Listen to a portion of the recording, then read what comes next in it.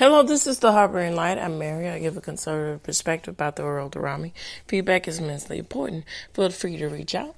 And as I said, with Thanksgiving right around the corner coming, and also with Christmas and New Year's, you have stories to share, show ideas. Feel free to reach out to me.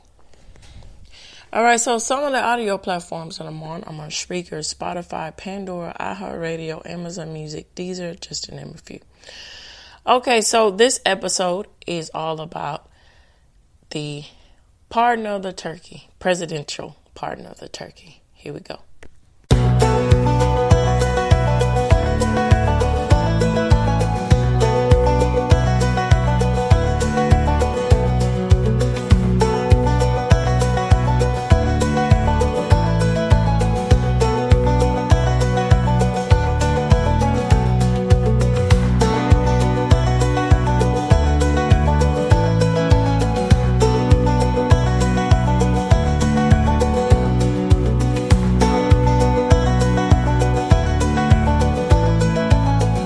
Okay, so I'm going to give thoughts before I get into the aspects of everything, the facts here. So, presidential pardon of the turkey. I think it's a really good aspect of,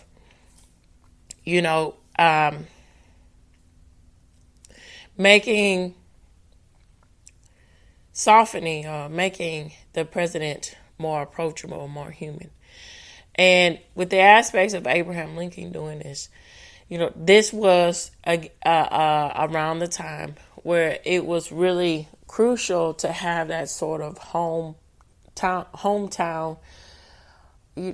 just Americana spirit around with in the country, because there was a lot of civil talk about polarization and real ripping apart of ideas and territory and so forth, to the point that people, I just want out. I don't want to even be a part of the U.S.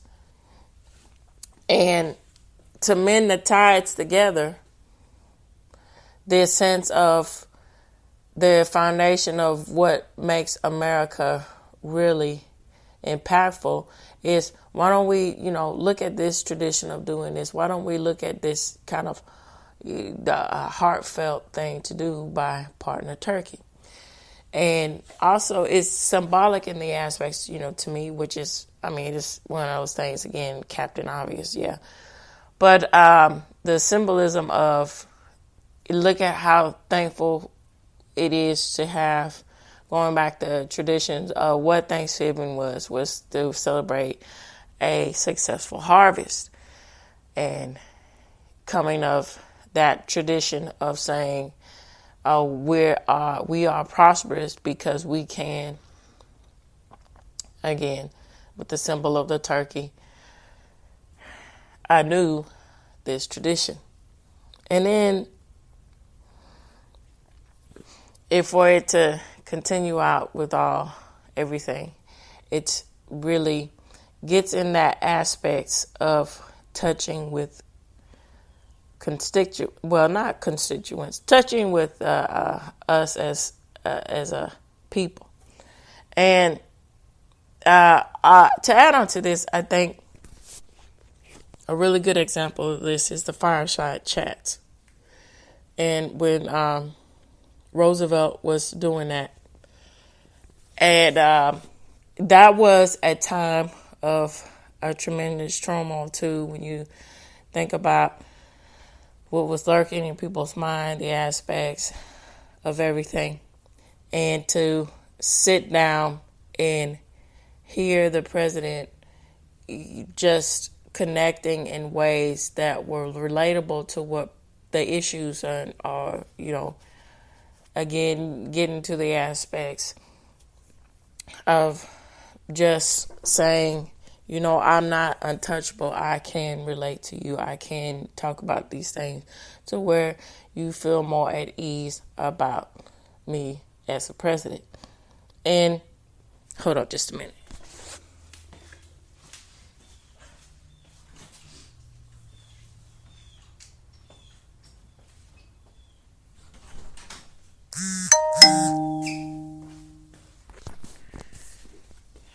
And so I think that at the midst of all of this, this is the ticket that should be recognized when thinking about the tradition of pardoning the turkey. Being able to say that I can be not in a box, not in a bubble. I want to really relate to people, really get out there and really give to the aspects of being relatable, not just being another figurehead or another politician. And that's what I want to get in the aspects of the overall theme of this show. Going on to the facts here. All right, with this said, I'm going to move on and go to the next topic. Here we go. Okay, so of course sources will be provided for you. All right, so it says, I'm reading the AI response, and of course I'm going to get into more depth because you can't say you take AI responses with a grain of salt. All right, so it says, the origin of the presidential pardon of a turkey is rooted in a mix of historical anecdotes and evolving traditions and the modern ceremony formalized in recent decades. An often cited early instance dates to 1863 when President Abraham Lincoln reportedly spared a Christmas turkey at the request of his son Tad, who had grown fond of the bird named Jack. While this act is considered a aspect by some sources, it is frequently referenced as a symbolic beginning of the tradition. So turkeys have been gifted to U.S. presidents since the 1870s, notably Rhode Island poultry dealer Horace Boyce, through birds were typically intended for consumption rather than clemency. So the practice presenting a turkey to the president became more formalized in 1947 when the National Turkey Federation and the Poultry and Egg National Board began organizing an annual event presenting a live turkey at the White House shortly before Thanksgiving. However, these turkeys were generally slaughtered and then eaten, including those received by Presidents Harry S. Truman and Dwight D. Eisenhower. There is no evidence that Truman initiated a pardon tradition, despite occasional claims. The shift towards sparing the turkey began sporadically in the 20th century, and when in 1963, President John F. Kennedy became the first president to publicly spare a turkey. So John F. Kennedy, he understood the aspects of being able to really relate to people in so many different ways. And he had his pulse on the button of what people actually cared about, and along with the new wave of connecting with people. So what am I saying? So this is one of the reasons why Nixon had a hard time with becoming president. But, initially when John F. Kennedy was running, because Nixon said, I don't need to be present myself in a way that is relatable, that is likable for television. If I simply just state my cases, say what I want to do, that should be enough. But no, that wasn't enough. And that's on top of being more relatable, being more implement and change, and because there was so many drastic problems that were going on at that time, and real issues that was going on at that time here. John F. Kennedy knew that the star power was in how you present yourself and how you look. And so that's why he was very vocal in the aspects of presenting himself a certain way on television and using television as a means of connecting with people. And so the fact that when he was president, he did this partner of the turkey again, revitalizing these aspects of connecting with people, of having that hometown Americana, I can sit back and shake the hand of this man sort of mentality. This is another aspect of pulling in the nation into being more trustworthy of the president and the aspects in which they are placed with their citizens. And that's quite interesting. Okay, so let me say, Kennedy did not use the term himself. President Nixon and Carter each sent turkeys to petting farms. Pat Nixon to Ox and the Hill Children's Farm in 1973 and Rosalind Carter in 1978. But these were exceptions rather than a consistent practice. Oh, and let me say that he said to go on to add on to John F. Kennedy. He also was quoted. This is quoted as saying this. Apparently he said this. We'll just let one grow. 3 days before, unfortunately, his assassination. All right, so President Ronald Reagan was the first to use the word pardon in 1987, jokingly referring to Iran-Contra affair when asked if he would pardon officials' involvement, saying that he might pardon the turkey if it weren't already bound for petting farms. Now, this is really clever. In the aspects of talking about, I see, baby. Can you wash back in a little bit? Yeah, give it here so I can wash it.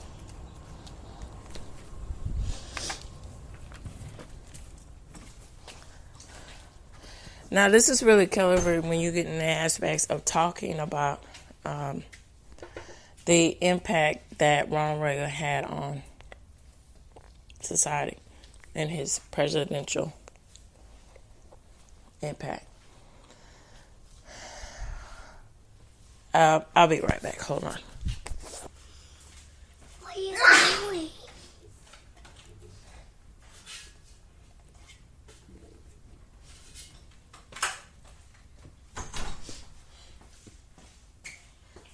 Sorry about that.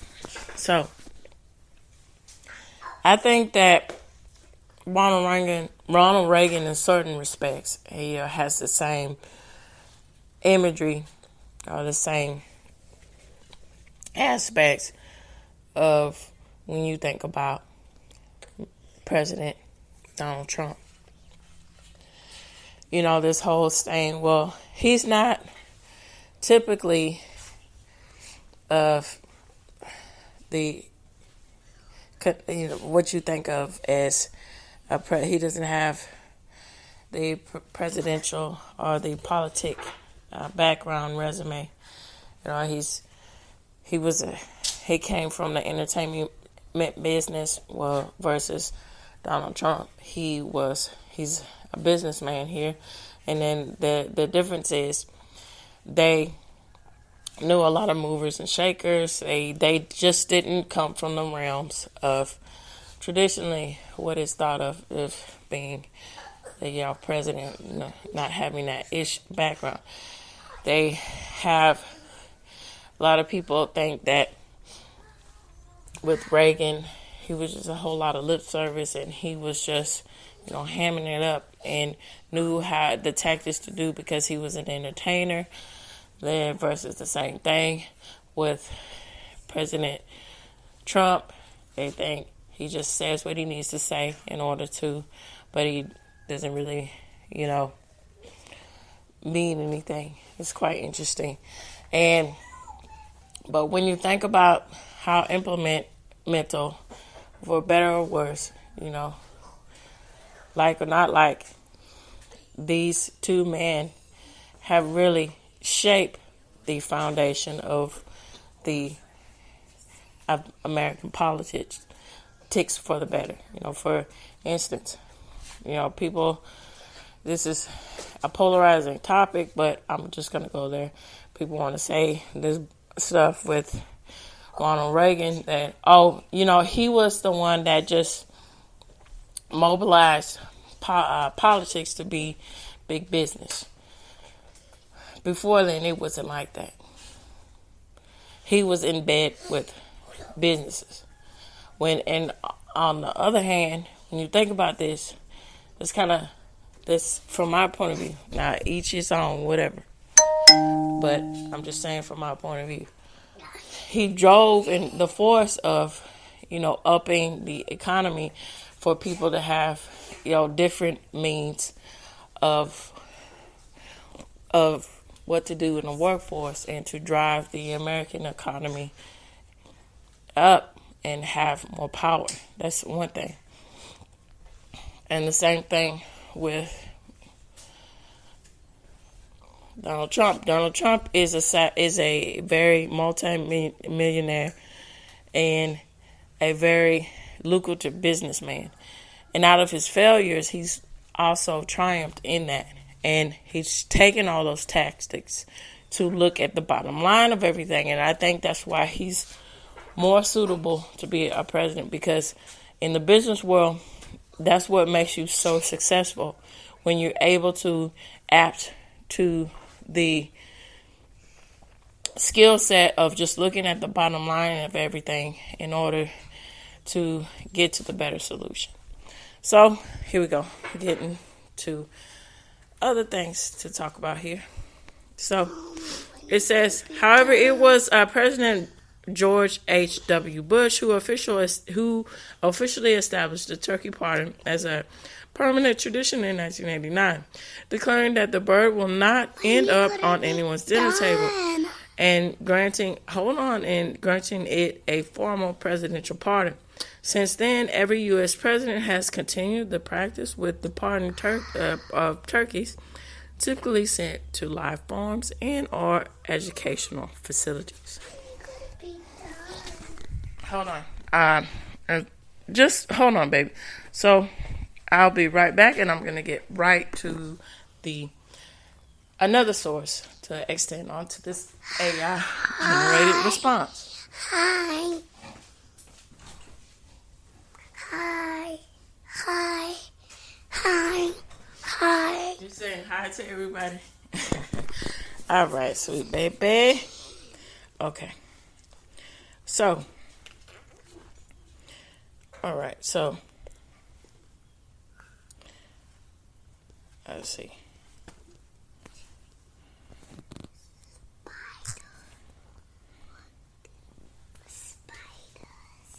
That's not spiders, sweet baby. Okay, so this is from the library.com law, the ncu.edu, from ncu.edu. And of course, I will have the source provided for you in this episode. So it's titled Saved from Foul Play, A Brief History of Turkey Pardoning. So this was first written on November 20th of 2023. As Thanksgiving approaches, and this is what this article is saying, a particular and heartwarming tradition takes center stage in the United States, the presidential pardon of the turkey. Now, this annual event has become a symbol of both lighthearted holiday festivals and a welcoming break from usual partisan tomfoolery that comes out of government. But how does this tradition come about? And it says they will explore the fascinating history of the president of Turkey, of the pardon, and its evolution over the years. It says the origin of presidential turkey pardon are murky at best, but they're saying that they do have some ideas about how it started. So President Lincoln is typically credited as the first person to pardon a turkey in 1863, at the urging of his 10-year-old son, Tad Smithsonian, in the Smithsonian. Okay, so according to President Clinton in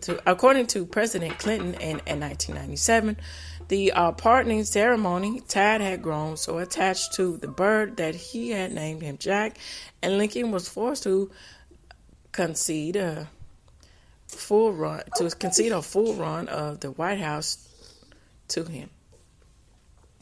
This was also the same year Lincoln proclaimed that the first Thanksgiving Day to be specified to celebrate annually on the fourth Thursday of November.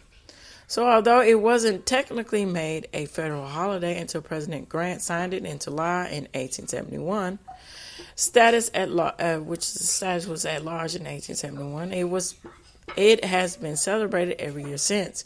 Ironically, Lincoln's first pardoned turkey, however, was never distinguished for Thanksgiving, but it was distinguished for Christmas dinner. That is, than that of the pardoning for that, and it was likely not done in November. Turkeys started regularly being represented to the president by Horace Voice, a Rhode Island turkey farmer, starting with President Grant in 1873 and continuing until Horatio's death. The last of Horatio's turkeys was presented to President Wilson in 1913. Although rumor has it that Horatio's turkeys were already dressed, meaning ready to eat. By the time that they were presented to the president, therefore, none of Horatio's turkeys were pardoned or even pardonable. So by 1914, the opportunity to give a turkey to the president was extended to everyone. This set off a frenzy of rotating farmers lobbying annually to supply the holiday bird, likely resulting from Horatio's presidential turkeys generating such good publicity for his farm over the years. So in this period, however, the presentation of the turkey to the president was not the ceremony of media spectacle. It's a media spectacle we know it as of today. Most likely, it was a small exchange between the farmer and the White House staff. Many turkeys were given to presidents during this period, with the president likely receiving several in a given season from supporters, lobbyists, and well-meaning farmers. The first live turkeys to be presented to the president since Lincoln were sent by the town of Cuero, Texas, via train car to Wilson and Harding during their terms. Although both presidents elected to slaughter and eat them rather than extending clemency. So this practice continued to the official National Thanksgiving Turkey President started by the Poultry and Egg Board in 1947, and President Harry Truman was presented the first turkey under his new ceremony, with guests and the media inviting to watch. Despite the newly legitimate ceremony, there is no record of President Truman actually pardoning a turkey. Likely, they probably ended up on the dinner table. So records at the Dwight D. Eisenhower Library confirmed that Ike had no clams with turkey and ate the president bird for Thanksgiving every year throughout the terms. It wasn't until President Kennedy had a spontaneous change of heart during the ceremony in 1963 that the first turkey since Lincoln was spared just 3 days before his assassination. But although articles in the Washington Post and Los Angeles Times refer to the pardon Kennedy used, the word himself, instead stating, "We'll just let this one grow." So while beginning the modern acquisitional tradition, Kennedy did not cement it as his successor. Johnson picked up where Eisenhower and Truman left off, gobbling up their guests. And the later half of the Nixon presidency, administration policy began to shift, and in 1973, when First Lady Thelma Pat Nixon accepted a bird on the president's behalf during the ceremony, she sent it live to the Oxon Hill Children's Farm. However, this was an exception, not a rule, and the next turkey would receive a stay of execution until 1978, when another First Lady, Rosalind Carter, sent their bird to life in a mini zoo.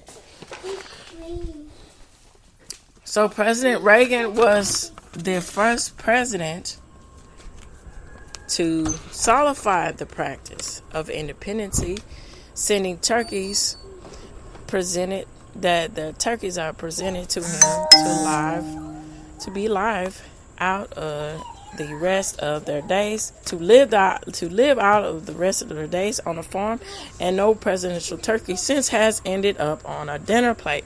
However, that is not the end of the story. Reagan didn't technically use the word pardon to refer to the turkeys and ceremony until 1987, when he was attempting to deflect an actual question, as I said before, about the Iran-Contra issues. So the convention of formally pardoning the turkey began in 1989 when George H.W. Bush, in the shadow of animal rights activists picketing nearby, proclaimed our special guest seems understandably nervous. But let me assure you, in this fine Tom Turkey, this turkey will not end up on another one's dinner table. Not this guy. So, since then, the tradition has carried on uninterrupted, and the progress has gone largely unexamined by legal and constitutional scholars. So this is probably for the best practice, as it turns out that the president's turkey pardon may not actually be a legal enforcement, at least according to some people here and according to this law school. However, there is no need to worry. Most presidential pardons of the turkeys go on to enjoy relatively high-profile lives. For a turkey that is enjoy a tenure at locations with world-class turkey accommodations. In recent years, alumni of the ceremony have gone on to Grand Marshal Disney's Thanksgiving Day Parade, live on the historical grounds of Mount Vernon, or been gifted to universities. Last year's 2022 recipients of the pardons are now housed at a facility operated by North Carolina State University's College of Agriculture and Life Sciences, where they turn under the expert